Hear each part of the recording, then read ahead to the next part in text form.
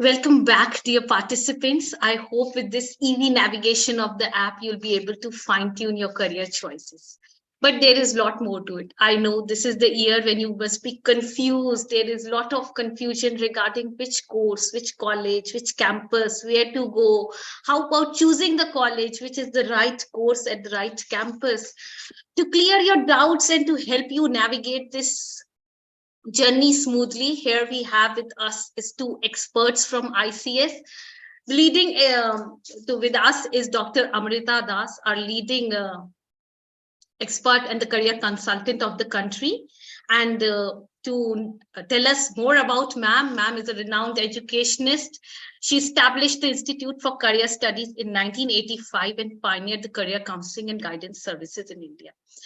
A multifaceted personality, she served on the boards of many prestigious public schools and institutes of higher learning. She's been advisor to Small Industries Development Bank of India, member of Steering Committee, Women and Child Development Planning Commission, and ex-officio director of State Bank of India. Dear students, ma'am has recently been appointed as a member steering committee for the implementation of NEP 2020 UP government.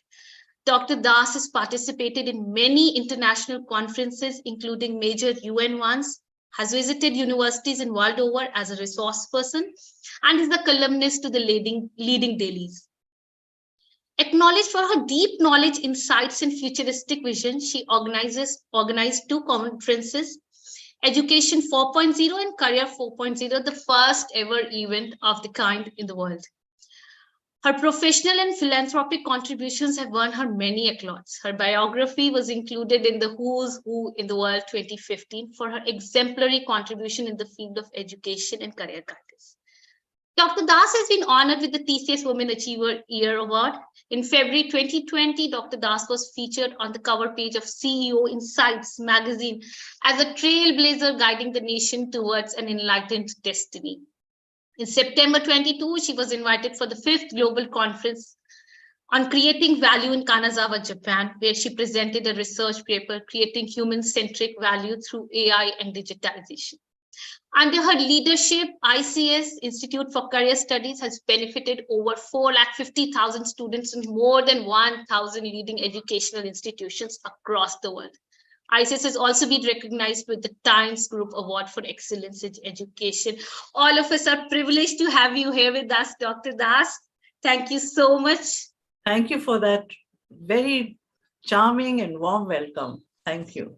Dear students, again with us is a second panelist, is none other than Ms. Dipali Srivastava. She is the head of India Admissions and a senior career counselor with ICS. Ms. Dipali is in the capacity as a program manager, head India Admissions and senior career counselor at ICS, and alumni of Loreto Convent, Lucknow. She did her bachelor's in psychology from Narsoji Wadia College, Pune, and clinical psychology from Damodar Thackeray Women's University, Pune, following which she pursued her MBA in HR from Annamalai University. Subsequently, she's done a lot of internships in the field of psychology, career counseling, and guidance. A goal-oriented professional with more than 7 years of rich experience in counseling and mentoring, training and development, curriculum development, planning, coordination, Ms. Dipali is actively involved in helping the students to identify a career of their choices so that the country's future passes into the capable hands of persons who enjoy their career and do not hesitate to give of the best. Ms. Srivastava has successfully conducted career counseling and guidance programs for students and parents in top schools of India, Middle East, and South Asia. On the Silver Jubilee of ICS, Ms. Dipali Srivastava was awarded with the outstanding contribution in the field of career counseling. Welcome, Ms. Dipali, and with both of your experience, I think all of us will gain a lot of knowledge. So not taking much of your time, I'll hand it over to Dr. Das. Thank you very much, Pooja. Namaste, good evening. Very dear students, parents, teachers, principals. We have a star-studded galaxy of participants from across the country, UAE and Bangladesh. A very warm welcome to all of you. I'm delighted to be joined by two of my eminent colleagues, Ms. Pooja Ahuja, who's going to anchor this program, she's a general manager of ICS, a senior career counselor who got a distinction in the ICS PG diploma for counseling and guidance and heads the international counseling. Thank you, ma'am. Dipali Srivastav is a co-panelist with me. She's a senior career counselor and she heads studies in India guidance, which we do to fine-tune your choices and handhold you throughout the journey.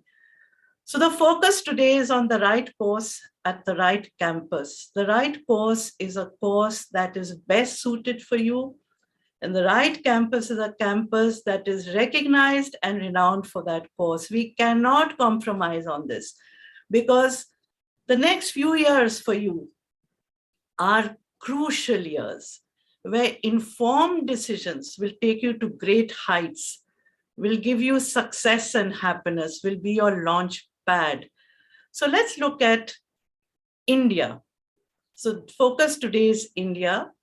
And from India, the world is your launch pad because India is one of the greatest destinations for higher studies. The best news is that India is becoming a center for the best campuses globally to come and establish themselves here. So there are going to be many collaborative programs and standalone programs. So you'll have campuses like New York University, Melbourne University already has a tie-up, Canadian universities right here at your doorstep, either with their own campus or with wonderful collaborations. So we are focusing on India as there's so much to look at here. And in another webinar, which we'll plan for you, we'll be focusing at the rest of the world. Now, what we need to keep in mind is that we are going through the fourth industrial revolution, which is driven by artificial intelligence. So there are quantum leaps in technology with augmented reality, virtual reality, extended reality, 3D printing, biometrics, the Internet of everythings, the James Webb Space Telescope, Meta. So you have smart homes, smart drones. Everything is very much driven by artificial intelligence and digitization. So there's this big fear that with so much technology, where do students who have commerce or humanities stand? I want you to know that millions of jobs will be lost, but millions more will be created. So when we looked at the previous slide, you saw, for example, certain clues there. We saw the James Webb Space Telescope.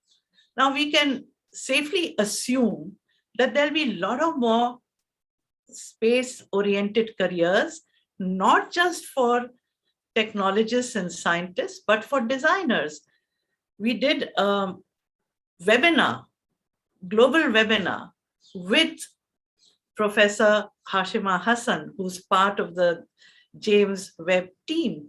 And she was asked by a student, do you take students from art and design? She said, yes. This entire beautiful system was designed by artists. So there's a space for everybody in all these tech fields. What is important is that it's going to be high touch before high tech. So anyone who is a people's person, who understands the social emotional quotients of what requires to connect meaningfully with people will always have relevance in the career. So technology will overtake, but the human touch will always precede it. And I say that high touch, high tech is what we have to practice. We have to build our interpersonal skills to be relevant. And along with that, we need to be creative.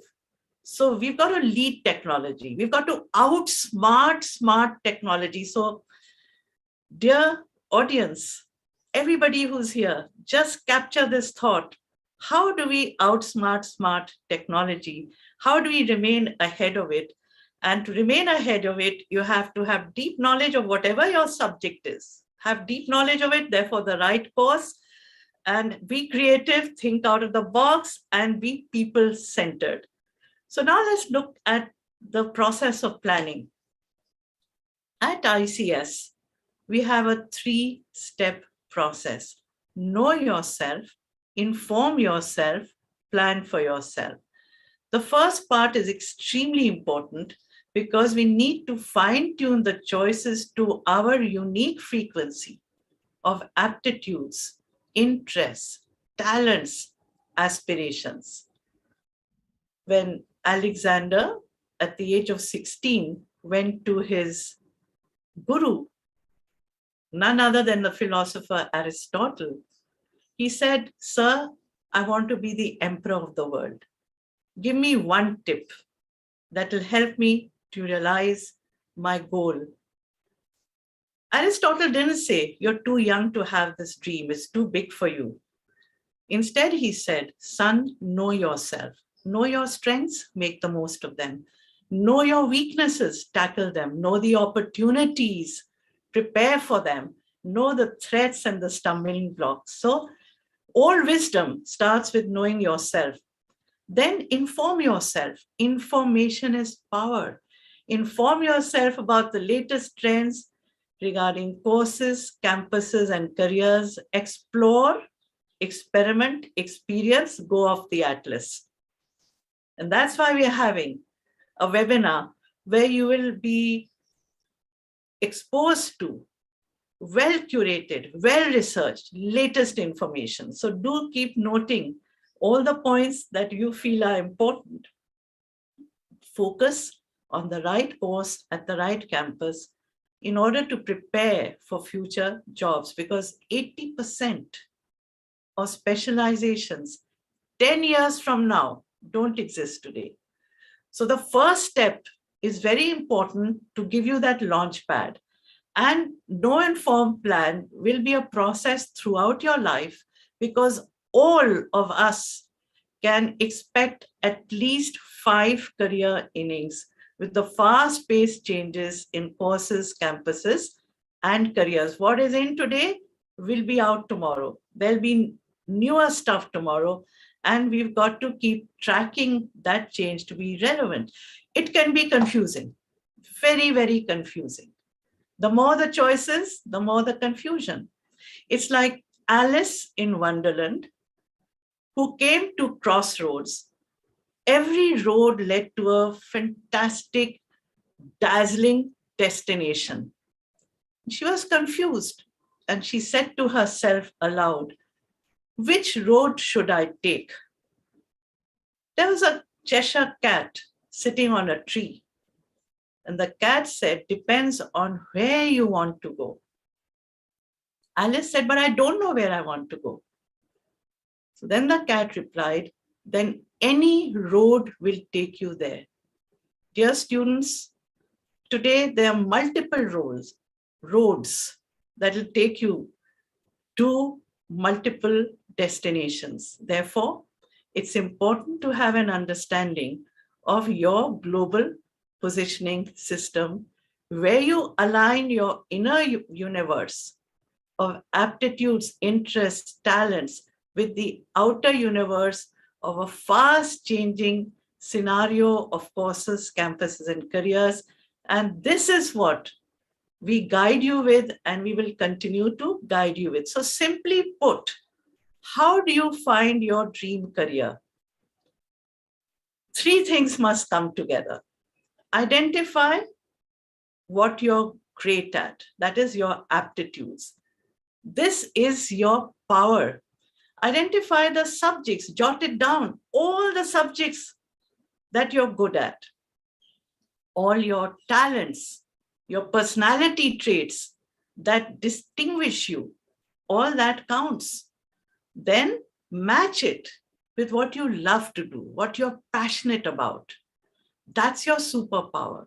And it is your superpower that drives your power. For example, if you are very keen to go in for engineering or architecture or economics, which require a bunch of subjects, Then see where you stand vis-a-vis those subjects. Is there one subject where you need to build your aptitude? If you're passionate about what you want to do, if you start early, you will be able to build the aptitude that you require. So keep that in mind. At the cross section of what you're great at and what you love to do lie a lot of opportunities for your dream job, multiple opportunities, which will result in a rewarding career. So where your talents and the needs of the world come together, lie your opportunities for success, because this is going to lead to purpose and meaning in life, fulfillment, happiness, recognition, and remuneration. We are often asked, ma'am, will I earn enough from design, or will I earn enough from hospitality or studying economics or psychology or literature? I say that each career is as good as the other, depends on what you make of it. This is because all jobs are fast becoming contractual. Your contract will only be renewed if you're good at what you're doing, if you deliver excellence. And you will deliver excellence with the aptitudes that you have and with the deep passion that drives you. So make the right choice and success will chase you.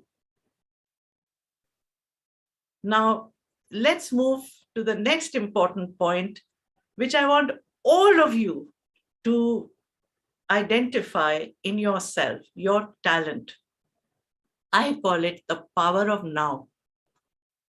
All of you Gen Z students have a talent which you're fortunate enough to showcase through the wonderful technology platforms that are available to us today.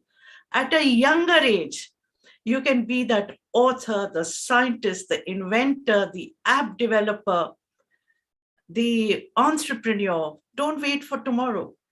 Blend your studies with showcasing your professional expertise in a field of talent.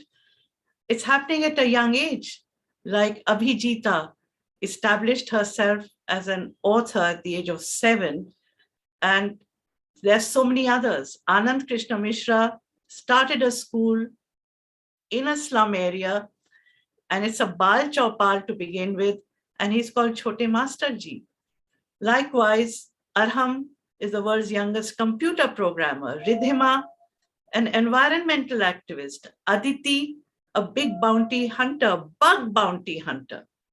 And she's a big bounty hunter because she developed a bug in Microsoft. She didn't study computer science. She picked it up on her own.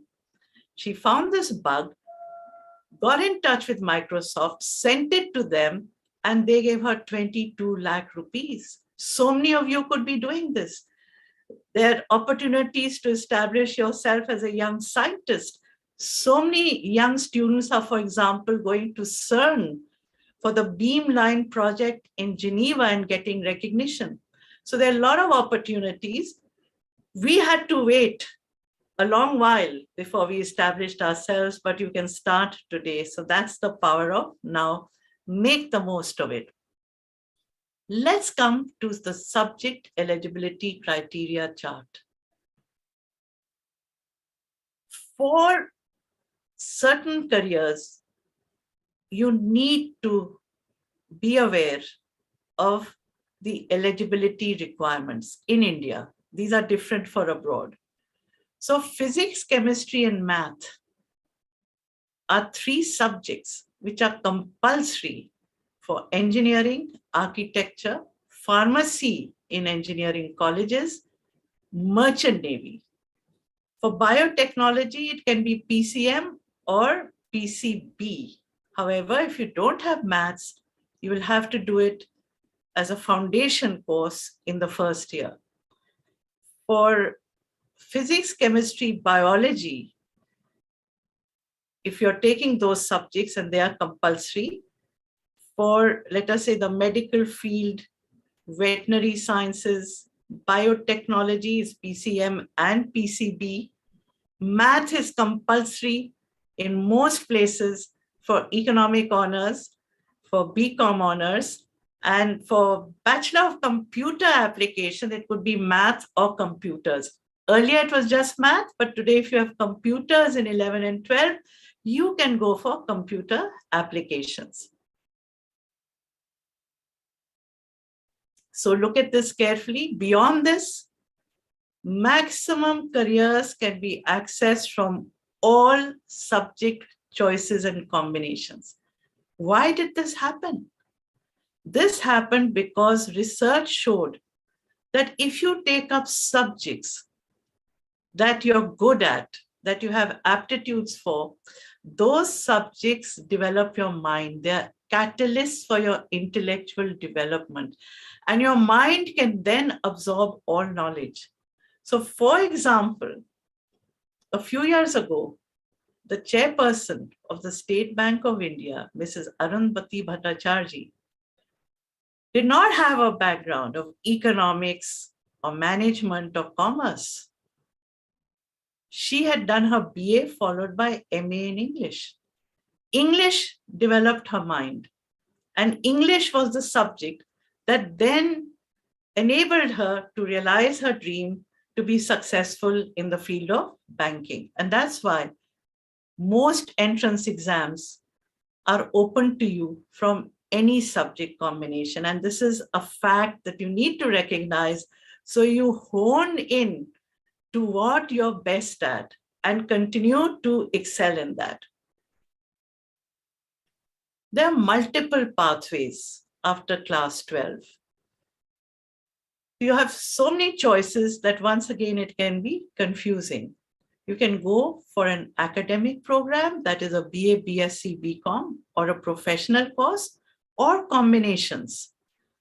Now, by and large, a lot of students feel it's best to go for a professional course because that will lead to immediate employability. That's not the case.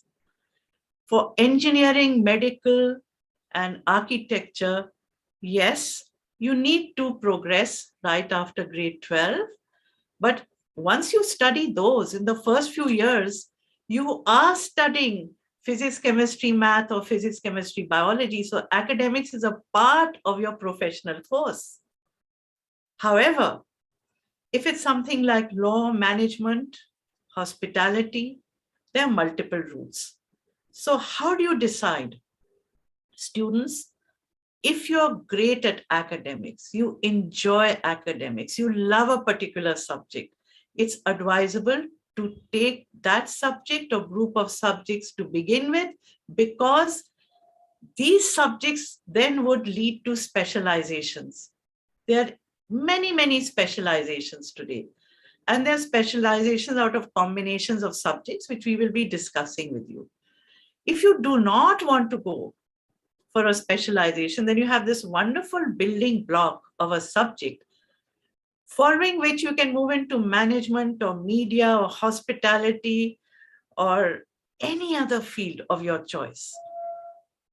Now, if you do not have an academic interest, there are a lot of degree courses available for the professional field, like Bachelors of Business Administration, Hotel Management, Media, Social Work.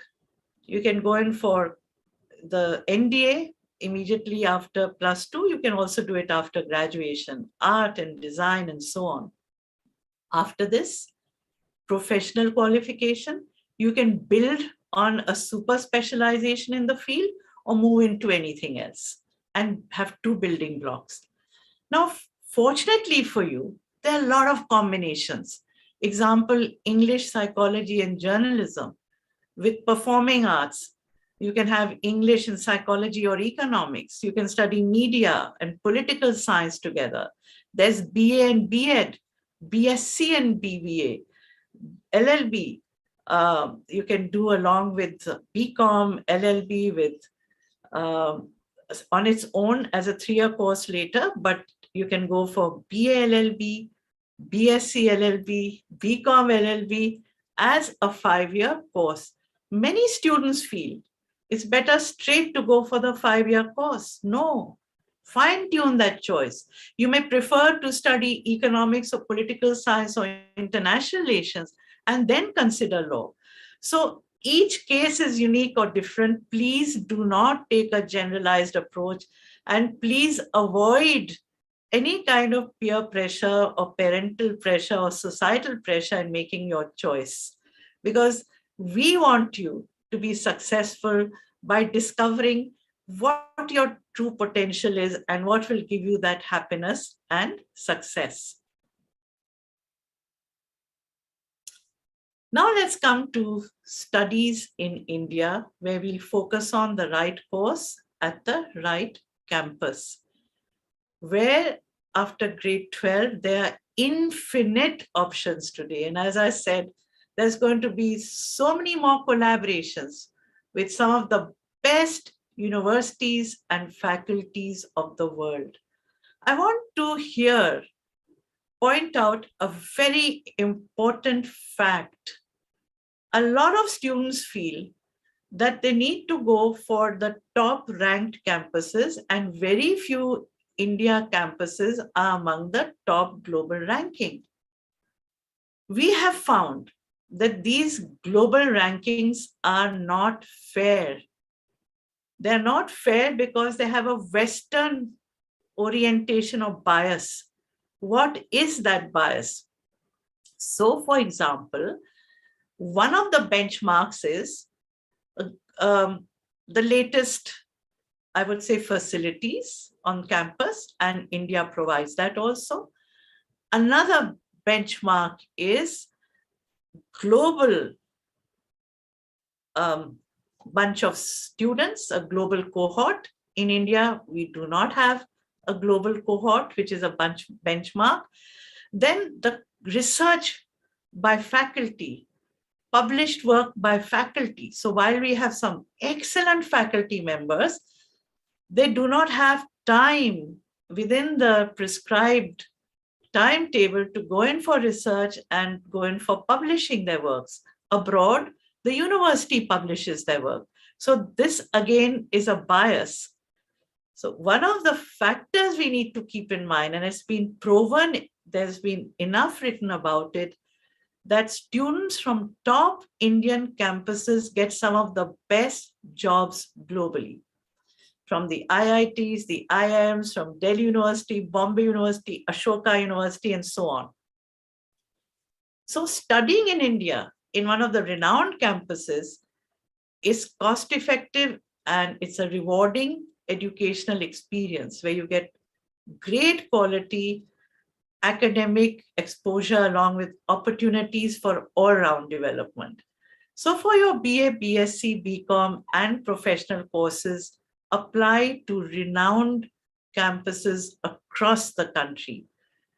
Excellence in extracurricular activities and sports will give you an edge because there are seats reserved. Now, before we go in for some of the ways in which you can build your profile, I want to point out that there was a time when education was a seller's market. There was cutthroat competition with very few top campuses and many more students for those limited seats. Now, with many more private institutions and an expansion of government institutions, for example, you have many more IITs, NITs, many more national institutes of fashion technology, and so on. So with this huge expansion of quality education, education today is a buyer's market. You can virtually get into your dream campus if you prepare in advance. And that is what we want to share with you, how to get future ready, because we don't want you to prepare for an entrance exam without really knowing whether that subject is for you. There are so many students who prepare for, say, the law exam, get into a fantastic campus, top campus, start studying law and realize law is not for me. I wish I was studying economics or political science or even design. We have so many cases of students say we actually wanted to do design. So you may be in a great campus, but the question is, are you studying what you should be studying? So to get into the right course in the right campus, your dream course at the dream campus, you have to start building your profile. How do you do that? So over to you, Ms. Dipali Srivastav, to share some excellent project opportunities with students which are available today like never before. Good evening, everyone, and a warm welcome. Uh, During your application, while you're applying to various colleges, you have an opportunity to brighten your options to get admissions to some of the most renowned campuses if you build your profile during your education from class 9 to class 12 onwards. Campuses like Ashoka, Kriya, Laksha, and many more liberal arts campuses like Flames, Bennett, they are looking for students on a holistic approach, not only your academics, but also your co-curricular and extracurricular activities. So during your education, there are various opportunities available, both online and offline, that you can avail of by taking various projects. Like there are science and maths Olympiads, there is a young scholars program offered by Ashoka University, Fortis Healthcare Center. Students who have interest in psychology and want to pursue this as a career in the near future, you can take this summer internship, which is now being offered both online and offline. GT Goenka University have their own summer programs. In the similar manner, those interested in designing, so ISDI Pre-College Design Academy also offers a course in design. Students considering social services or welfare for the society can go for internships in Sprint, that is Christ short term online volunteering program, and many more. Students who are interested in science, in research, in space, there's a very unique program which is offered by ISRO, that is Young Scientist Program, Yuvika, Yuva Vigyani Karyakram, and many more. There are various campuses in India and abroad, like Flames University is there, which offers both summer and winter programs and various. But the catch over here is you don't have to go widely haywire in taking any career or any projects. What is important is you take those projects, you do relevant internships and projects work which are in alignment to the course and the campus that you're going to further go. That will add an additional value to your CV as well as to your application. You don't have to blindly go, because if the university during their assessment of your application sees varied kind of interest, they may interpret as if the child is not very sure what he or she wants to do, where wants to go for, is not very attentive, it's not very, focused. So precisely go for those only which are in alignment to your career or the course. Secondly, like universities like Delhi University, Maitreya University, Delhi, that is Lady Sri Ram is there, Hans Raj is there, Desh Bandhu, these all colleges give you an extra edge if you get the extracurricular activities as well as sports quota.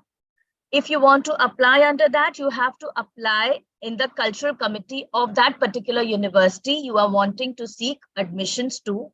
And you should upload the documents which are your class 12 and at least 5 certificates to that relevant, extracurricular or co-curricular activity for which you are wanting. It may be Western dance, Indian dance, sports, designing, music. So you should have at least certificates which are for district level, state level, or national level. That will help and give you a very positive picture of you as a candidate to the university. So now, thank you so much. That was very useful insights where we have to plan about which project opportunities we wish to apply for to develop our potential and not do it randomly. Now, for example, if you're good at math and you want to showcase your math excellence and competency and aptitude, you could go for the math tests of Waterloo University. And that's a global kind of recognition that you get. Similarly, for CERN in Geneva, you have a beamline project which you can apply for. So be aware of these, shortlist the ones which resonate with you, which will develop your potential, and start the process. And we guide you for all of this. Now, coming to the right course, what is it that you need to keep in mind? First of all, as I said, the course has to be fine-tuned to your frequency. It has to be a course that brings out the best in you, that is essentially you, that gels with you. Now, once you've done that, you need to look at the standing or recognition of the course in that particular university. Research the curriculum of the course. Look at the eligibility criteria and make sure you tick all the boxes. Then look at the admission process for the course. And now admission process has become more complex. And the good news is that in many cases, psychometric tests are not considered as much as your own profile. The institution should have a highly qualified and experienced faculty, both in-house and visiting. So check that out. There should be opportunities within the campus and beyond to develop your personality through co-curricular options. Then there must be a global connect today. We are in a globalized world. A global connect is what is going to give you an edge. So look for exchange programs, semester abroad opportunities, as well as, say, 2 years in India and 2 years abroad. So many universities abroad are now accepting students after they have done a year or two in India. And there are some which already have collaborations in place.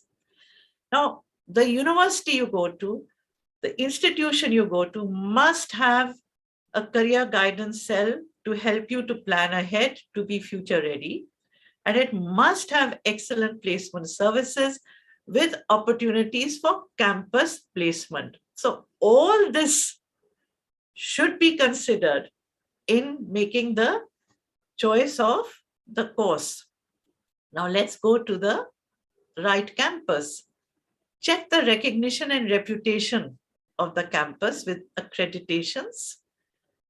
Very often, some top campuses have been blacklisted by UGC, by the Association of Indian Universities, because they did not have the accreditations. Make a list of your preferred degree and courses, do a cost-benefit analysis, and accordingly consider scholarships. Because the government institutions, the UGC ones, are very affordable. The private ones, the fees can go to 10 lakhs per annum. So you would need to look at scholarships if required. Be informed about the teaching learning methodologies. It should not be chalk and talk. You know, many campuses of top universities still have chalk and talk method, the lecture method, not a collaborative, interactive, project-oriented, research-based methodology. So look for opportunities for research, projects, placements, extracurricular activities with global exposure. Reach out to alumni and current students of the campus to find out more. It should be safe. It should give you a wonderful ecosystem for flourishing, for learning, for growing, and know more about the location, which city it is located. Is it far away and you want to be more close to a city where there are more opportunities? So you have to see what is suitable for you. Is it safe? What is the cultural life like? So an important way to do it is book a visit to your shortlisted campuses. Go and see them because you're going to be there for the next 3 or 4 years. So it's important to see that it is the best fit course and best fit campus for you. For this, start early. research and prepare a customized list based on the right course at the right campus. Know the eligibility criteria and begin your preparation immediately. Success comes when opportunity meets with preparation. Prepare for the entrance exams like QET, AAT, NIMHANS, the Narsi Monji test, CLAT, IELTS, NIFT, SET, and many more. All of them have a common denominator of general mental ability, which Mr. Dipali Srivastava will share with us. So I think you should get that as a strong base to apply for these exams. Many campuses today require essays, a statement of purpose, a letter of recommendation. So find out the eligibilities, have a checklist, and get going. Have clarity regarding requirements for extracurricular activities and sports quota. As Ms. Srivastava said, there are certain tests that are conducted. So if it's a campus like LSR, where you have an extracurricular activity quota for dance, you will have to go and showcase your dance. Likewise, if it's basketball or hockey or tennis, then for that campus, you have to go showcase your talent unless you're a national level player. Apply strategically to include all suggested courses and campuses. Don't be selective, the suggested ones. So have your dream campus, have the reaches and have the safeties. Calculate the cost of living if you're going to be away from home, on the hostel, in shared accommodation, in PGs, calculate that. Follow up at each stage of the application process and track the admission and waiting list till the end. There have been instances where students gave up after the second list and a fifth list came out with their name there in a top campus. So don't give up, track it till the very end. Be in touch with the admission office and with the online portals. Keep tracking it. Don't ever let that go. Now, as far as entrance exams are concerned, previously, for almost every institution and course, there was a separate exam. This has kind of been rationalized. So, for instance, you have QET for Delhi University and many more universities now, especially all central universities. Then there's ISA, then NEST, JEE Mains, the Vellore Institute of Technology one, NEET, the National Eligibility and Entrance Test, the National Council for Hotel Management, Joint Entrance Exam, Common Law Aptitude Test, IELTS, NIFT. So we have on our website all the details and we keep updating it. There's USEED for admission to Bachelor of Design programs in IIT, Mumbai, Delhi, Guwahati, Jabalpur, and so on. So combined defense service exams, the NDA exams, they're entrance exams which are held sometimes twice a year or thrice a year. Track that. Be prepared. Be ready. Regarding defense, what I'd like to say is that you have one opportunity in your grade 12. So prepare well, take that opportunity. But have plan B ready. And plan B will be go in for BA, BSc, BCom, BBA, or anything else and apply for combined defense service exam. Now, here is a very interesting insight which not many people know. If you do your NCCC certificate during your bachelor's, then you don't have to do the entrance exam. You just go for the service selection board and psychology tests and interview. So these unique nuances is what would give you an edge if you're aware of them. So Ms. Diwali Srivastava, would you like to give an insight into the entrance exam preparation? Sure, ma'am. So as we know that now, because of QET, most of the Delhi universities and the central universities have come under its umbrella, and there's a common entrance which you have to appear for. So the basic components, if we look at, is a language. Mostly it's English or Hindi, whichever language you have studied. Then there is general awareness. And the third is the subject domain papers. So depending upon the course that you're applying, if you're applying for eco honors, you're applying for psychology, you're applying for BSc, and whatever subjects you have in grade 12. So you have to appear for those particular domain subjects. Now, catch over here is that each and every university has a specific requirements. Giving an example, suppose Ambedkar University says that if you want to study psychology, the only paper that you have to appear is for language and a general test, and plus a one domain subject which you have studied in 12. On the other hand, there's another university, maybe I say BHU.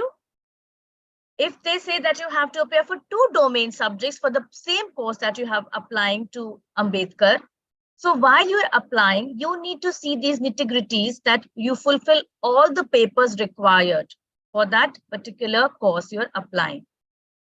Coming to most of our professional courses like BBA, law, hotel management, design, the major 4 components are English, which is applied grammar, analytical and logical reasoning, mathematics, which is mostly of grade 10th level, and general knowledge and current affairs. It is essential, students, that you start preparing while you are in grade 11 as well as in grade 12.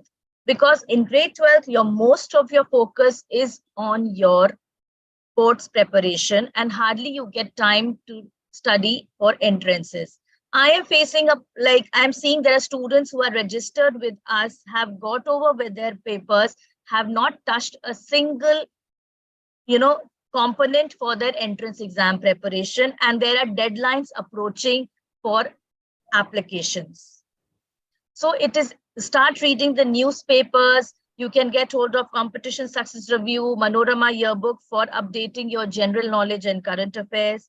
For maths and reasoning, you can refer to the books by R.D. Sharma, Edgar Thorpe, and our own faculty member at ICS has launched a book on reasoning. It's by Dr. Vandana Gupta. It is one of the best books on reasoning. It's available on Amazon. And for English, you can, developing your vocabulary, you can refer to Norman and Louis. ICS also handholds students in guiding them for preparation for these various entrance exams. You can connect with us in case you require any help. We are going to soon start a batch for entrance exam preparation. Coming to engineering and entrance exam for architecture and planning, mostly questions on physics, chemistry, maths are there. Planning and architecture will require have an additional component of drawing. For students wanting to apply for medical, paramedical, and allied fields, mostly questions are on physics, chemistry, biology. All these entrance exam patterns, the questions are on MCQ basis. In some papers, you may have a negative marking also. So while you are studying and you are preparing, read thoroughly, refer to various NCERT books also for a thorough preparation. And we'll be most happy to guide you if you would want to connect with us for the guidance for an entrance exam. Thank you. Thank you so much, Dipali, for that very interesting, quick insight and perspective about preparing for entrance exam. As Dipali said, we will prepare you very thoroughly for it. So now let's look at the campuses. We are just giving you a bird's eye view. There are a lot of excellent campuses, but just to show you how much there is across the country, and there are gems everywhere. So this is a list of top campuses for humanities, where we look at across the country, the best, commerce, science, and you'll find this list on our website and on our app in terms of every particular career and which are the campuses in India and for that matter, globally. So for architecture, there are a whole lot. These are some of the top ones. Similarly, for engineering, for medical studies, for BBA, for design. Just look at it. There's so many more, and they're all giving degrees today. For hotel management,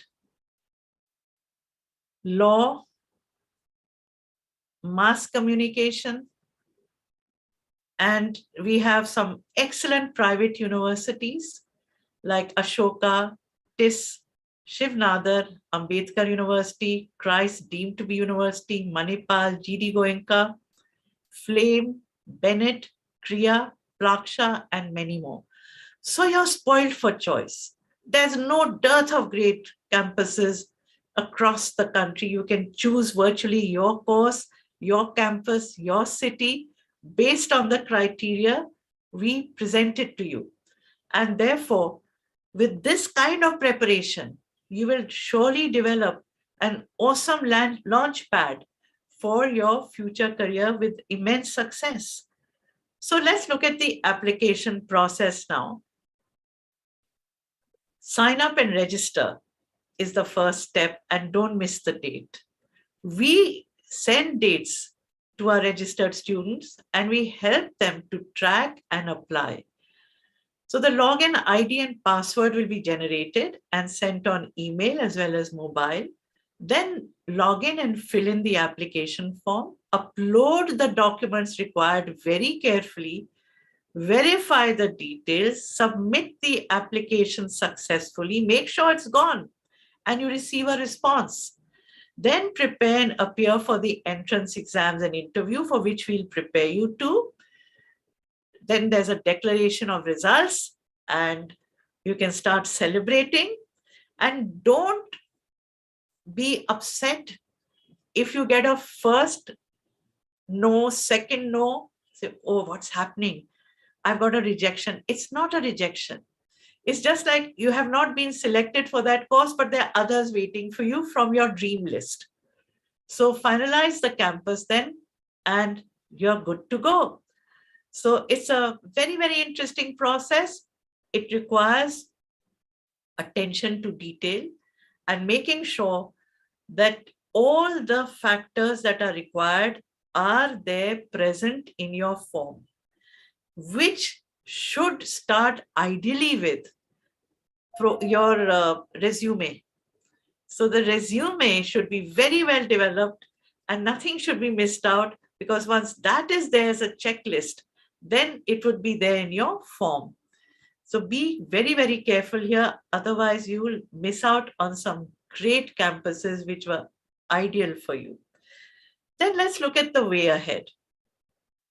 Anticipate and constantly track the change of the newer courses, the newer campuses, the collaborations at a global level in an increasingly volatile, uncertain, and complex world. Develop a growth mindset. Continue to read, do online courses related to your interest, build your knowledge, move beyond stereotypes. Be curious, be explorers. As I said, go off the atlas. Acquire the latest in-demand knowledge and skills as lifelong learners. For instance, what are the top 21st century skills today? It's cognitive thinking, creativity, communication skills, collaboration. These are very, very important. So then identify the right course at the right campus. That is what we are discussing. And plan on designing a unique career portfolio that brings together the building blocks of the subjects that you're best at, your talents. For instance, you could be a lawyer who's a writer or who is an actor. You could be a teacher who is into research and who is into theater. So there are 2 or 3 building blocks that you can bring in. And the world we have today is a world where the gig economy is thriving. A gig economy is that based on your competencies, you could be doing a number of projects across the board, taking 2 or 3 different fields. You could be a scientist by day and a singer by night. So there's a lot of possibilities for you. So design that portfolio, for which time management will also be very, very important. So keep this in mind and lead the change. As I said, it's very important for all of us today to outsmart smart technology. So how do you lead the change? You have to be moving beyond your comfort zone, like that fish. You got to anticipate, track the change, anticipate what next, what specializations are coming up in my course. And you'd find there are a lot of collaborations like psychology and economics, leading to a specialization called behavioral economics, math and history, leading to a specialization where you predict future trends more accurately. It's called cliodynamics, bringing art and sustainability studies, design and sustainability, maybe with economics. So sustainability, design, these are elements that are coming together. So prepare, lead the change by getting out of the comfort zone, like the fish, jump out of that water, take that leap of faith. You will surely succeed if you have chosen well and prepared well. So prepare for and challenge the future today, dear students, with the support of your parents, teachers, principals, well-wishers, with ICS.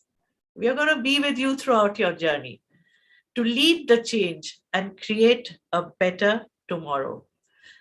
So with that, we will open up for questions and answers. I hope you will download our app and connect with us. We are on Instagram, Facebook, LinkedIn. Do connect with us and be in touch.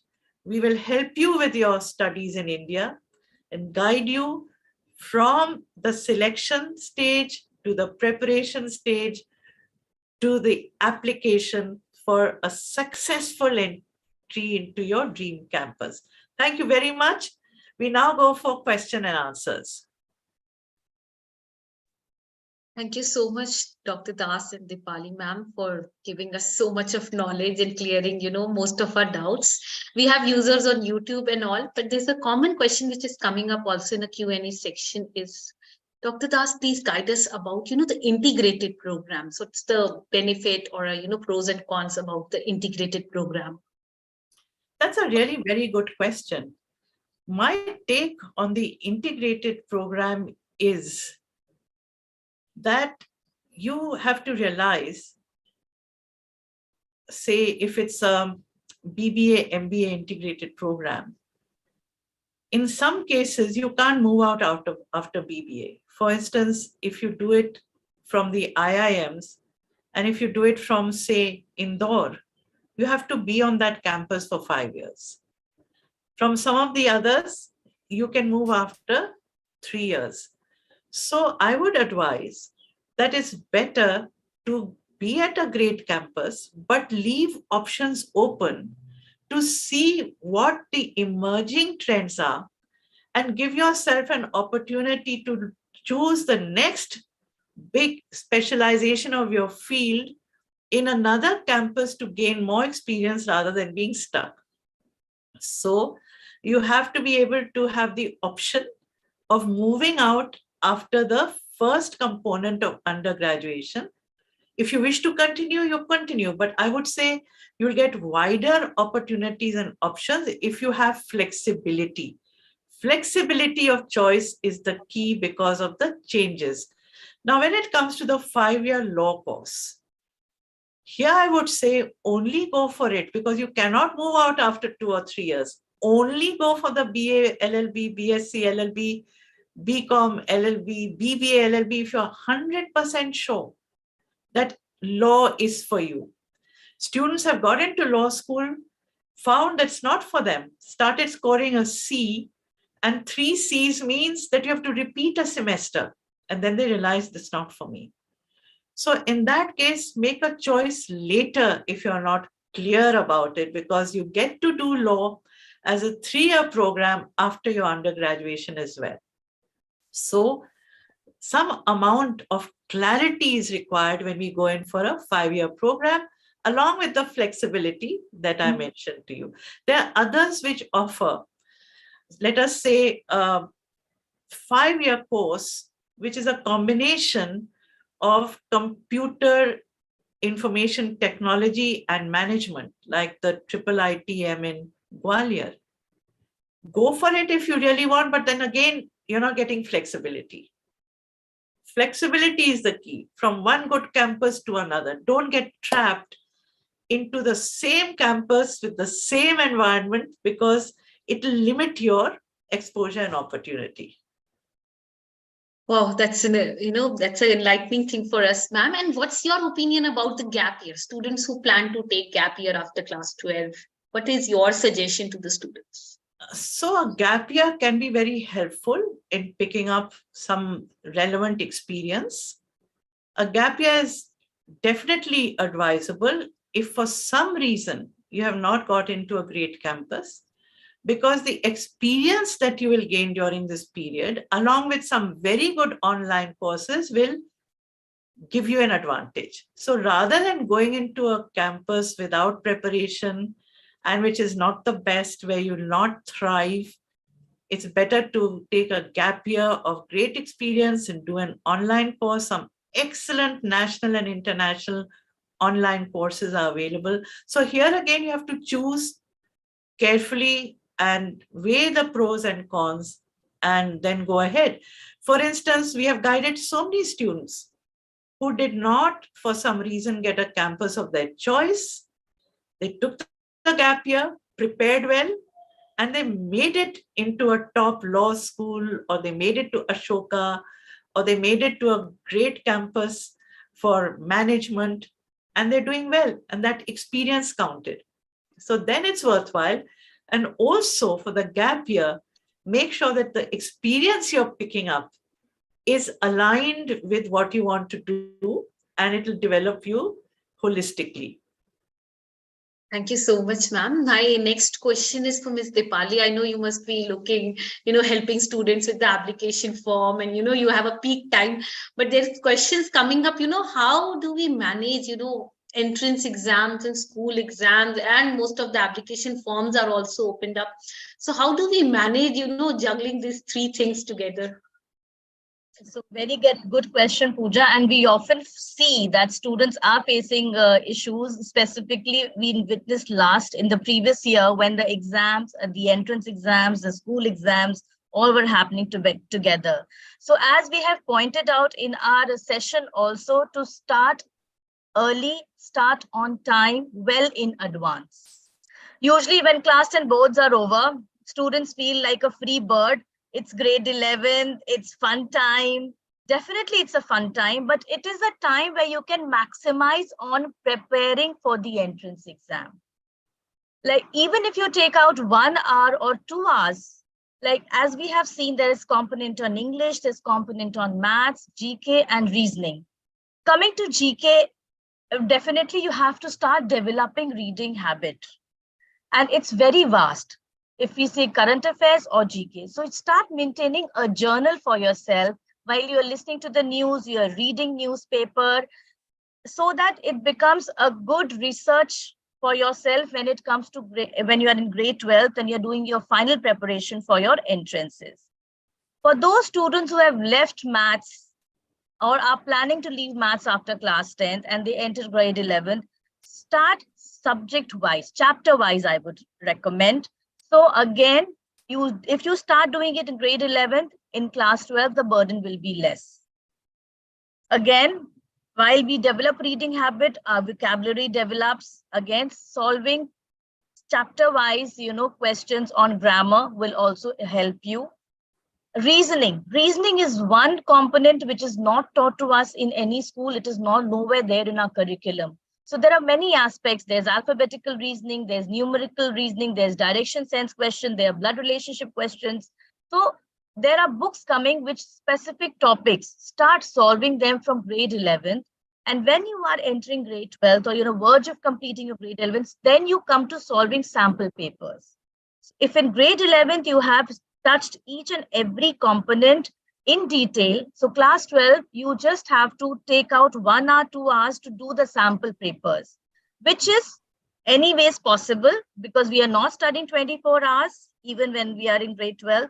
So 1 hour, if you're just doing sample papers, it will prepare you well in advance. Absolutely. It will give you accuracy with speed. And if you wish to join any course, preparatory courses to further help you and fine tune your preparation, you can do so. There are long time preparatory courses also, and there are crash courses up. So it depends upon how well you are prepared. So starting early is the key to prepare and not, having too much when it comes to final board years. It has to be a planned approach with a lot of time management. And if you have this planned approach, it will be smooth sailing with the least amount of stress and tension.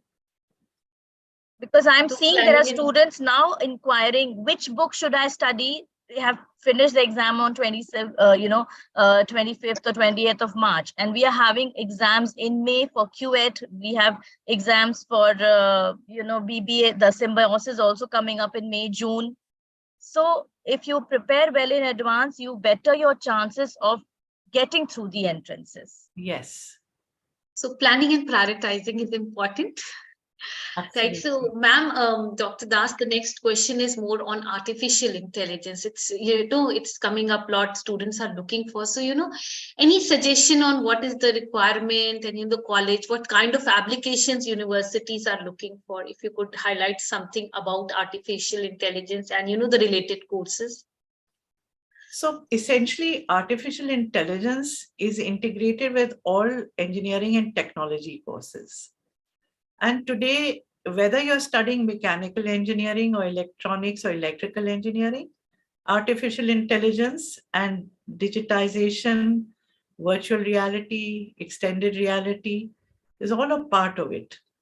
So I would suggest that you have to be prepared to embrace the latest in technology, no matter what your specialization is within engineering. When it comes to other courses, remember that post-COVID, every course has a digitization specialization in it. For example, you have e-commerce, which has grown, cloud computing, cloud kitchens, digital marketing, esports. So there's an E factor attached to almost every career today. And if you go into that in a very specialized way, you will always be relevant. With the personal touch, you are a pro at digitization, a pro with UI, UX. You will always be a leader in your field. Thank you so much, ma'am. There is a full question coming from a school in Nainital. Ma'am, is it better to specialize in one subject at a bachelor's level, or we should keep our horizon open and take up 2 or more subjects? See, again, it has to be fine-tuned. There are students who are very, very keen on that one subject. It could be psychology, it could be economics, physics, math, chemistry, political science. Fine. But if there are 2 or 3 subjects, these are also on offer today. For example, if you go to Bombay University, you start with 3 subjects, and then in the final year, you take 2 or 1. Liberal arts campuses, you start with a bunch of subjects. You have range and then depth, following which you can major in 1 or 2 subjects or do a major minor. So this again will depend on the individual, whether you want to take that 1 academic subject, 2 academic subjects, or 1 academic and 1 professional subject. So these possibilities are there. No generalization, but customization. So the message I'm giving is customize, customize, customize. It is absolutely possible today. You don't have to push yourself into anything that is not essentially you. Thank you, ma'am. We have to fine tune a lot. Yes. So my next question is for Dipali, ma'am. There are a lot of questions in the Q&A section regarding the CUET. If you could throw some light on the QET, because there's a lot of misconceptions regarding, do we have to give the maths exam with the for English honors? Please, if you could share some insights for the CUET exam. And I think, Dipali, you will be able to do it because you've guided so many students from across the country with all the nuances of QET. In fact, you taught QET what QET is.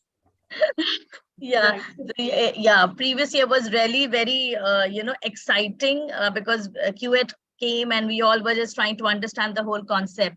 So the thing is that, first of all, English, that is one language, is essential for QET, with irrespective of whichever course, whether you're applying for BSc, BA, law, design, anything.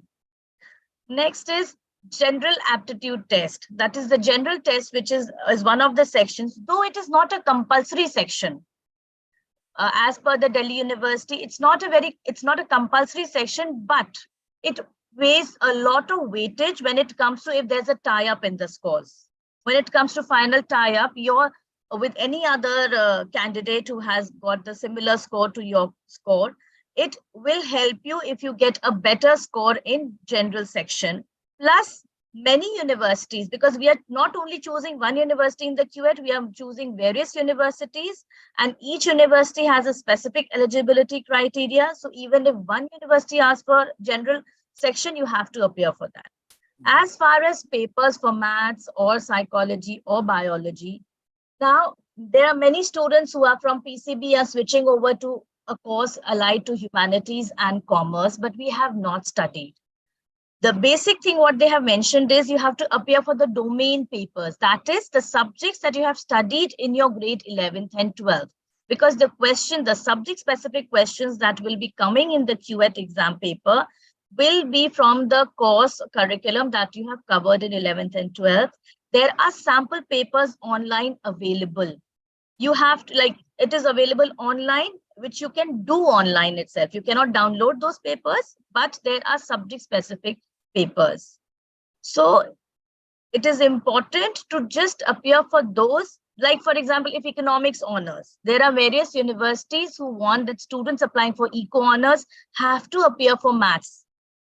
So if you have maths, if you want to apply for eco honors, you need to give maths or a paper apart from the paper and economics. So if there is any certain criteria for a particular subject in specific, then only you appear for that particular paper. Otherwise, whichever subjects you have studied in 11th and 12th, the subject that you have command over, you think you'll be able to score the maximum, choose those subjects. And if you for your domain papers, and if in case you have the papers for which the course you are sending, applying, for example, if you're applying for psychology, if you're applying for sociology, and if you have in 11th and 12th, definitely you take those papers for the entrance in the QET. That will add value. Thank you. That is so interesting and intricate. And students, you see how complex it is. And with your specialization, so with your specialization and understanding, students have an easy ride. Yes, so yes, you have a lot of information about. So Dipali ma'am, how are you helping students with this process? See, basically, when the student comes to us for the India admissions, first of all, we get a career counseling for them and decide their course, which course will be the best fit for them. After that, I prepare a whole lit of research on the campuses which will be best suited to the candidate on the basis of his profile. That is the profile. I take consideration of his academic record, his co-curricular activities, and also wherein we have to guide students if they're looking for campuses like Ashoka, like Plaksha, like Bennett, where they're not only looking at your grade 12 marks, but they're also looking for your personality or co-curricular activities, like maybe somebody are doing MUNs, people who are participating in Olympiads. So if they have done those particular things, obviously we help them, or otherwise we propose them certain opportunities that they can avail of. Like for example, I have a student who wants to go for economics. So he is now writing an article on economics and we'll be helping him to publish it he gives it to us in timely to better his opportunities and for admissions to Ashoka. Another thing that we look at essay writing and letter of recommendations. Though most of the government colleges don't require that, but for most liberal campuses, it is the key. Because when they call you for an interview, your interview is based on your application and what you have written. So we have a team who assist you in writing, we edit it, we review it, and fine tune it according to the university needs. One is this. Then application process is like helping him to apply, fill the application, telling about the particular documents which are required, because each university has a specific size. Photo should be of 16 kb or 10 kb. The document should be around this of this PDF size. So we guide all those nitty-gritties also, give them guidance on the entrance exam preparation until the end. When the student gets an admission, for example, he gets offers from 3-4 universities, now finally helping him to choose the best for him. So we handhold the student from the right when he enters and get associated with us from counseling till he gets admitted. But the key is we involve the student, because we see it as the first step to owing responsibility, as they are going to step out from their homes, from the secure and a safe environment of school and home, and getting into a totally new world where they have to take up their own responsibility. So we involve the student, the parents. In this session, we do filling online through the Zoom platform. So that's how we help the students. Actually, Dipali, you gave a very important point. Involving and engaging rather than spoon feeding. And that is what matures the students. And the parents also understand more about the education scenario today. So it's a very empowering and enriching process. And within this process, we help you to showcase your brand. We develop your brand as an individual. And we guide you about those unique things which will stand you apart. Now, I remember a case where there was a student who went for an interview of one of the top universities. And we advised that don't say the usual, I like reading, I like music, I like acting. What is it that stands you apart? Student said, I'm very good at magic. So take a pack of cards. When they ask you, what is it that you're great at? Say, I'm very good at magic. Can I show you some? And you produce the card, show the magic. Now the student did this and they said, okay, fine, you're good. But how will you help the university? How will the university benefit from this talent of yours in magic? Student said, I will start a club on magic, because magic is not only entertaining, it develops your logical ability. He was top of the list. His interview was just like something that did it. So we help you to see what is it that will set you apart, that will really make them look at you differently and realize that, yes, you have a creative mind, you have a personality, you're sure of yourself, you have presence of mind. That is important. Also, I would like to add that we have successfully, students have got through the Ashoka and Kriya this year. And in the previous year also, we prepare students for the group discussion and interview. And there are many students who have got through the campuses of Christ, of Ashoka, Kriya, Plaksha, and Delhi University, Mumbai Calcutta, University. Bombay, Bangalore, Chennai, I mean, everywhere, all the ones we showed you, we take you to the best. So in a nutshell, ma'am, it's a holistic process, right? Yes. So coming on to this, looking at the holistic process, ma'am, there's a lot of questions. There's a lot of questions coming up from grade 10 students to how to choose about the passion, profession, how to make right subject choice. Please, if you could share some insights on the process. So the process is, you've got to be very clear of what you're best at.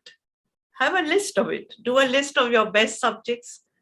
So when you have to choose a subject after class 10, you have to look at the subject that you're best at and the eligibility requirements.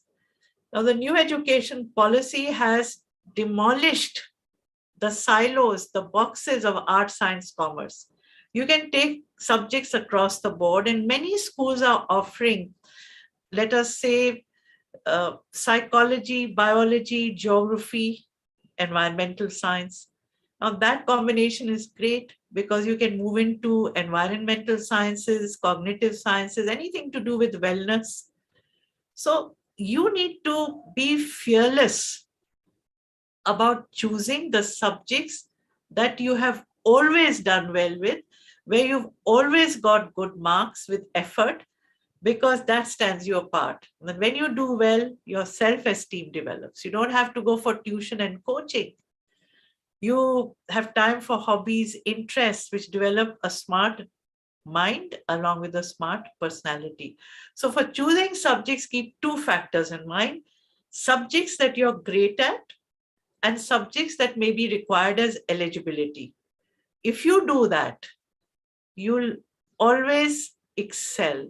Build up on the subjects that you're not so good at, but which is an eligibility. And here I'll give you an idea or a tip. Supposing you need mathematics, and if you take maths for economic honors as a part of your board subject, your marks may drop. You will have to struggle. So take it as a National Open School subject, NIOS.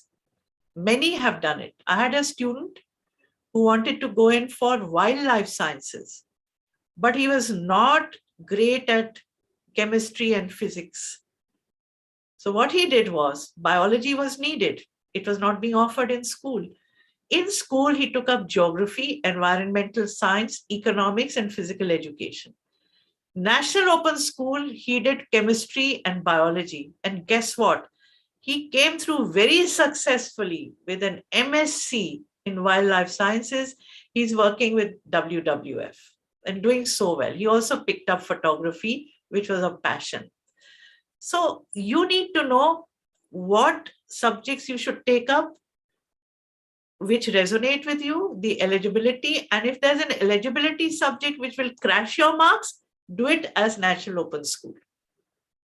If you're studying abroad, which we're not tackling today, you can do it as an advanced placement subject also. Take math as advanced placement, AP, but that in our next webinar.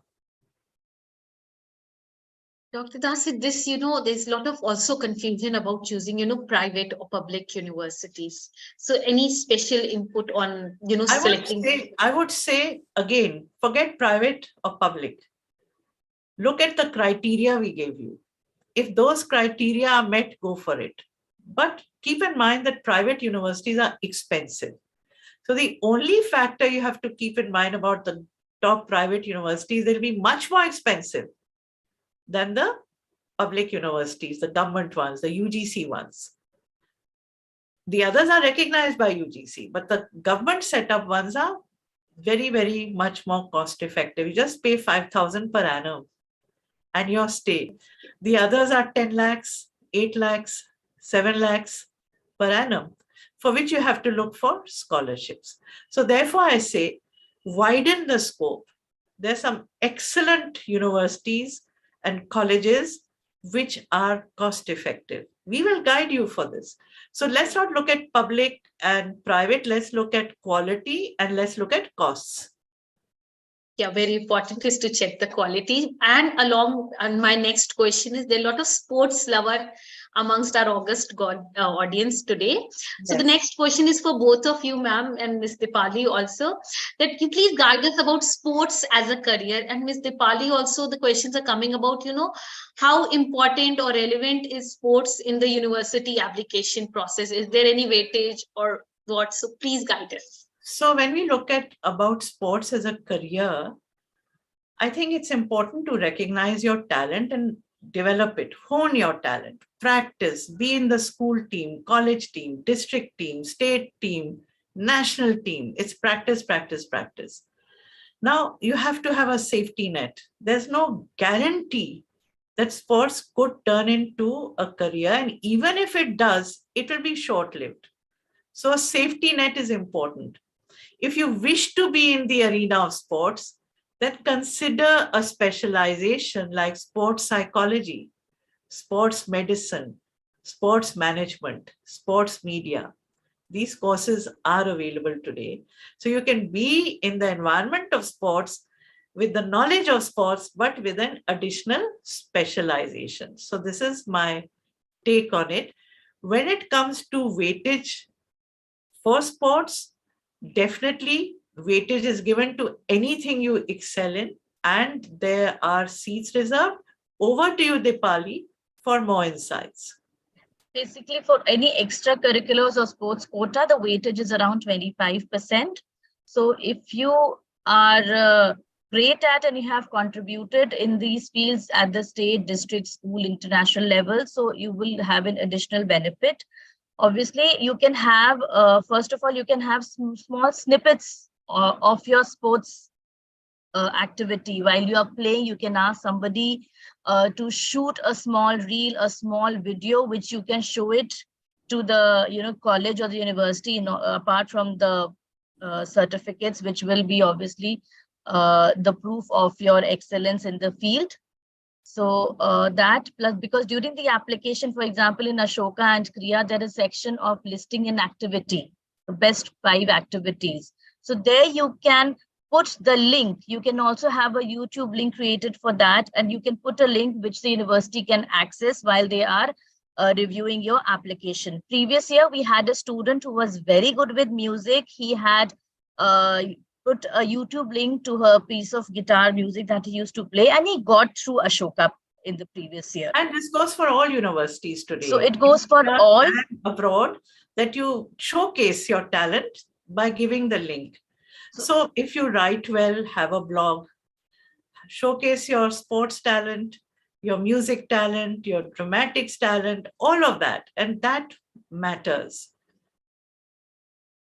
Particularly when you go for Zoom interviews, you can have it and you can take the lead and say, sir or ma'am, whoever is questioning me, can I show you a glimpse of my music or my acting or sports? And they say, why not? In fact, often, if it's it's an interview in the university, they often say, will you sing a song? Or if it's on some other center, they'll say, okay, sing for us, act for us. You say you've got a sense of humor. Can you do a stand-up comedy for us? So you have to have presence of mind. And then don't say my throat is bad. I can't sing right now. Say my throat is not all that great, but I'll do my best to sing for you. So take the opportunity to show them that you are forthcoming, that you're sure of yourself, and you are happy that you have that talent and you wish to share it.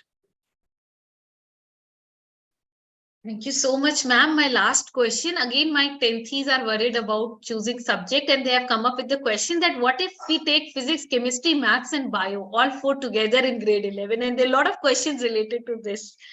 So what is your take on taking all 4 sciences? So I would say taking all 4 sciences is a very tough decision, because in 11 and 12, the sciences are 10 times more difficult than what you did in 10th. There's a huge, I would say, increase in the level of difficulty in the knowledge that you require to have. Now, if you have the proven ability, the proven aptitude, and you really want to take all 4, keep in mind that you'll have to do great time management. And don't be deterred by people who say, oh, it's going to be tough. It may be tough for them, but not for you. So A, you have to have the aptitude. B, take some classes to see, orientation classes to see how you gel with those subjects. Are you able to cope? Talk to your seniors, see the textbooks. However, don't go for the trap that all 4 is going to give you wider options. It may just crash you. All right.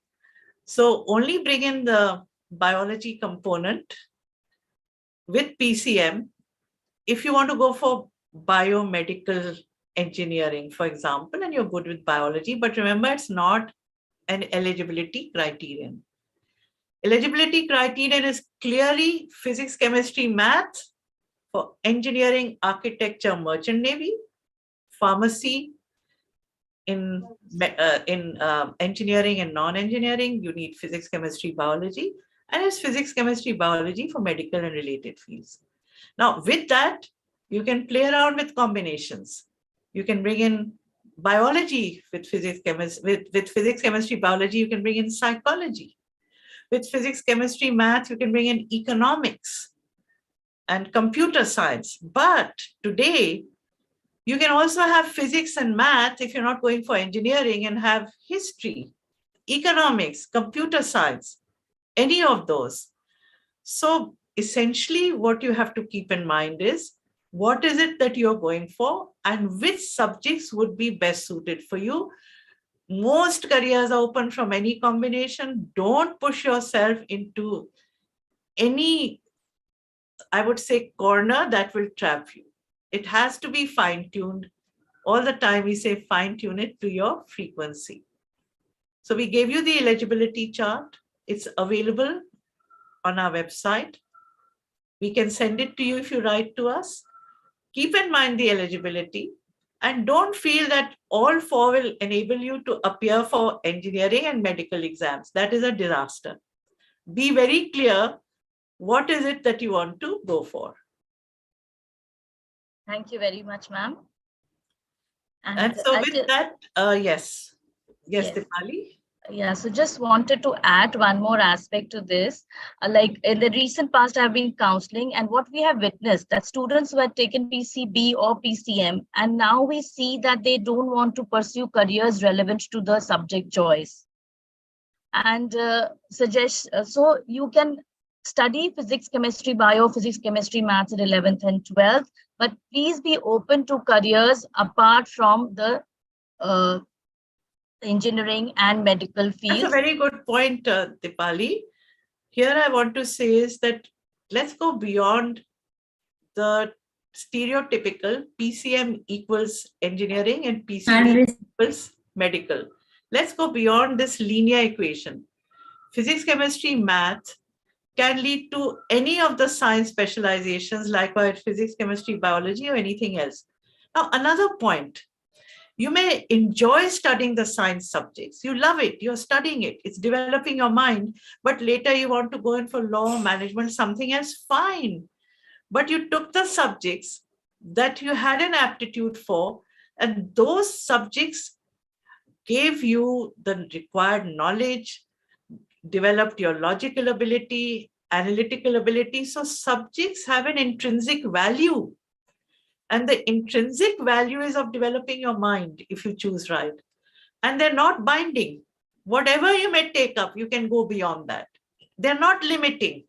So you should continue to see what more you can bring into your portfolio of subjects and careers. Be flexible about it, but constantly align it with your aptitudes, your interests, and your aspiration. As you journey in life, you will change. The world will change. So you have to constantly reflect and think of, who am I? Where am I now? Where do I want to go?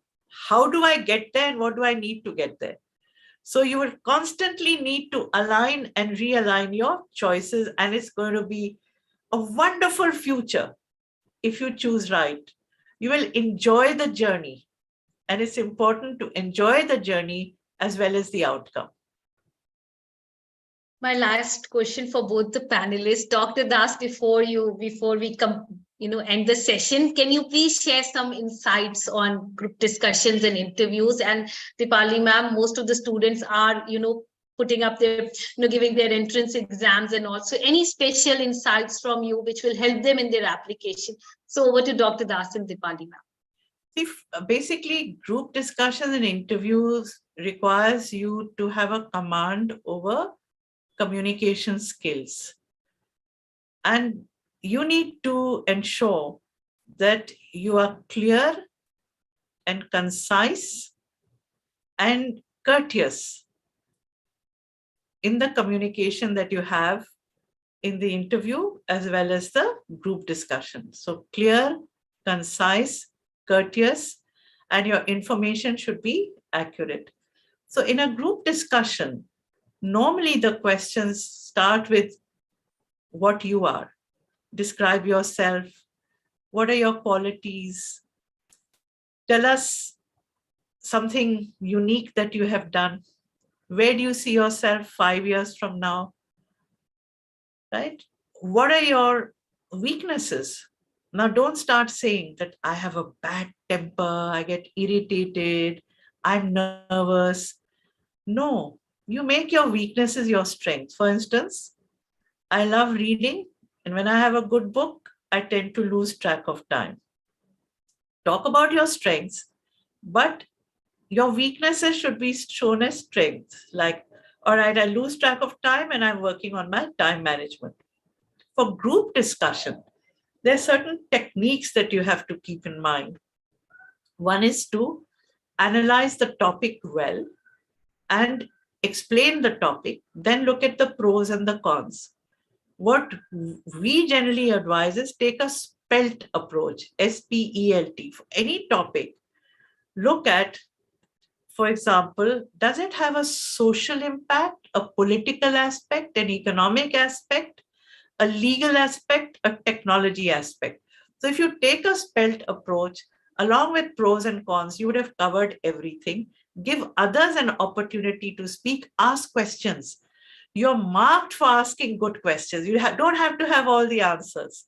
If you take the lead, just like Pooja has done today, and she's put questions, that gives you brownie points. And you need to be well informed with all the developments that are happening in the world, in your country, and just be aware, which requires reading regularly, as Dipali said, and listening to some national news, some international news, and journaling it, noting down the key points. Discuss and practice with a group of students who are preparing. And of course, we'll give you a very personalized approach in our preparation for GDs and interviews. Over to you, Dipali. Thank you, ma'am. And first of all, also, whatever you write or fill in your application, you have to be thoroughly aware of it. Like many students comes to us, ma'am, can you write our essays? Can you write our SOP? But it's the reflection of your personality. So whatever you, in the interview as well as in GD also, the questions would be based upon your application, as we had mentioned earlier. The course, if you're applying for economics, are you aware of the economic situation in India, in abroad? What are the current situations and scenario related to that? So be well versed about each and every aspect and the course that you're applying for. Secondly, as far as entrances exams is concerned, as Ms. Pooja had asked, the students are more confused and worried about that.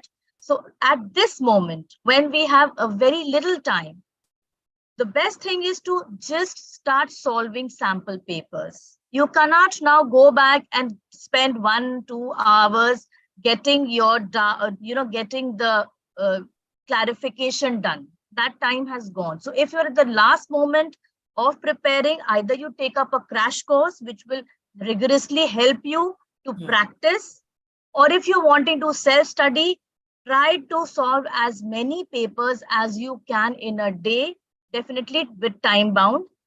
And wherever you feel like, if you solve 5 to 6 papers of a particular exam, you will have a very clear idea about the areas of concern. So if you're doing good with English, you are doing good with logical reasoning, somewhere maybe a particular topic in maths, you are not able to catch up in all the papers that you've been doing. Just cater or seat for those areas, work on those parts.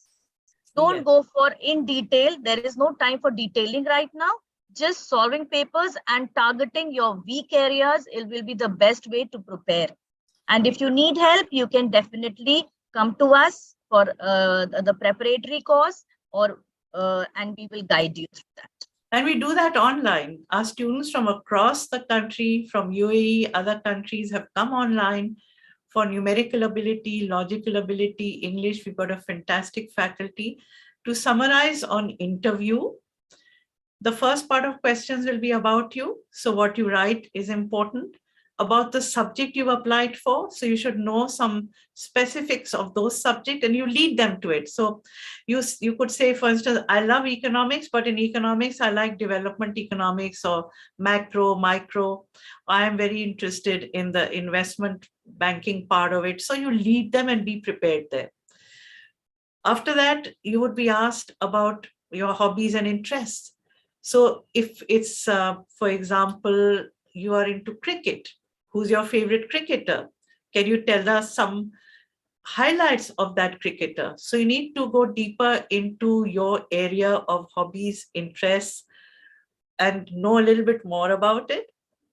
And then current affairs, you could be asked, give us 3 important national and international events of the last 10 days. Did you read the papers today? What are the headlines? So you've got to be very alert, very prepared, and absolutely immersed in your preparation in a focused way. Just a small thing to add to this is know about the university also. Yes. You have to be like, if you're going to apply for an interview for Christ or Mount Carmel or any other university, be aware about the university, because there are questions coming up. Why do you want to join us? Also, how do you think? Yes. How would this course help you to further plan your career in your job perspective or job arena? So be aware about the university, have a full knowledge about the university campus also, and what are the positive aspects of that course, which is, why you're wanting to apply and study that course there. Absolutely right, Dipali. And along with that, they've also been asked, do you know anyone who studied here? Did any of, what feedback do you have? Or do you know the motto of our university? That is also asked. And what does the motto mean? So as Dipali said, you've got to know the place that you're going to. It's like when you go to buy any product, you find out everything about it. So you're going to a university that you're targeting as your dream campus or as a top choice, then you should know everything about it. And if you do, they are impressed. Focused preparation is the key. Yes, absolutely. Focused preparation and focus demands sacrifice. So whereas you should have time for mind breaks, make sure that you're not completely diverted from the focus on the preparation, and you have a planned approach so that it's not last minute and it's more stress-free. Thank you so much, Dr. Das, Ms. Dipali, for your kind words and your knowledge and the kind of things you shared with all our students, teachers, and parents. Before we end the session, any important note from you, Dr. Das, for our students, parents, and teachers? What I would say is believe in yourself. Believe in your goal. Leave no stone unturned. If you can dream it, you can do it. But between dreaming and doing, it's important to wake up. And I hope this was a good wake-up call for all of you with a lot of information and strategic insights. I know all of you are here because you want to make the most of opportunities for your future, for your success, for your happiness.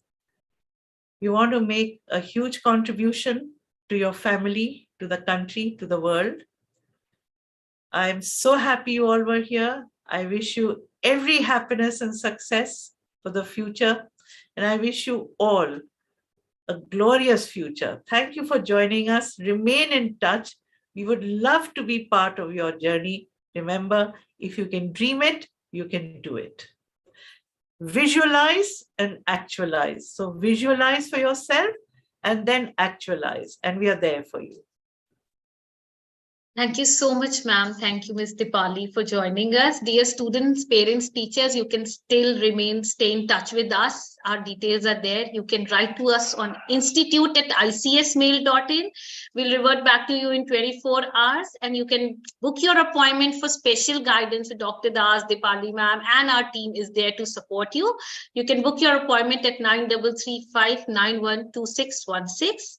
Do like us on Facebook, Instagram, YouTube, and all social media channels. All the best. And we love your feedback. dear participants.